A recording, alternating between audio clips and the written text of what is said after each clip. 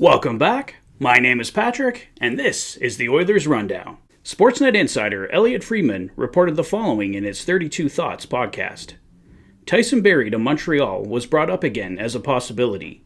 Definitely seems to be some smoke to that fire.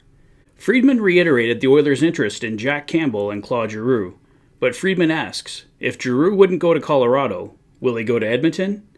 I think the Oilers would have to impress Giroux with a multi-year contract, but Pierre LeBrun of TSN also mentioned that he's heard Edmonton is one of Giroux's top 5 destinations, and Tom Gazzola of TSN also confirmed he's heard there's definitely interest from Giroux's camp. For Campbell, it sounds like a contract for him would have to be at least 5 years, likely at $5 million per year, comparable to the contract Linus Ullmark signed last summer with Boston. Daniel Nugent-Bowman of The Athletic posted a new article today, and he revealed the following. He maintains there is a chance that Jesse Puljujarvi stays in Edmonton. Insider Kevin Weeks put out a tweet last night saying the Oilers are actively shopping Puljujarvi, which I'm sure they are, but don't discount his return just yet.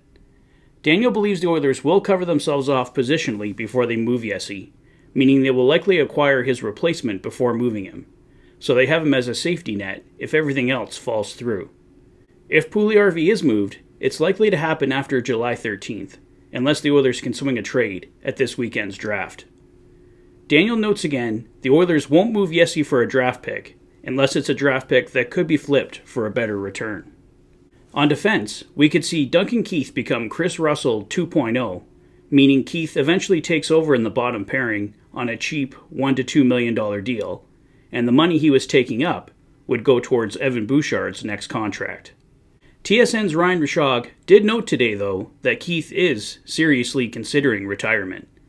I still lean towards him coming back, but you would think if it was a slam dunk decision, we would already know the answer. Time will tell. Daniel also mentions a Tyson Barrie trade remains a possibility, with prospect Vincent Desharnais possibly coming in as a cheap replacement. The Oilers would also likely sign another cheap right-shot D as cover, in case Desharnais proves not to be ready. We know the Oilers are going back to the royal blue jersey next year, with the orange jerseys being eliminated. The Oilers have been showcasing the change on their Twitter account. The blue and orange jerseys the Oilers wore in the playoffs will remain, as will the white jerseys. A new edition of the retro jerseys, originally designed by Todd McFarlane, will also be arriving this fall. TSN's Tom Gazzola said the jersey shown here is very close to the finished product. We got our answer on Brian Wiseman's future today.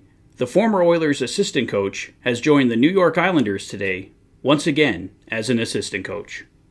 The Oilers also released their preseason schedule today.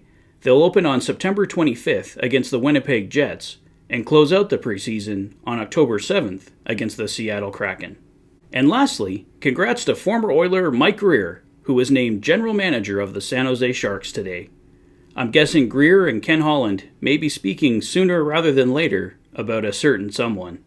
Well, that's all for now, guys, but certainly sounds like there is something to this Claude Giroux talk, so we'll have to wait and see what happens.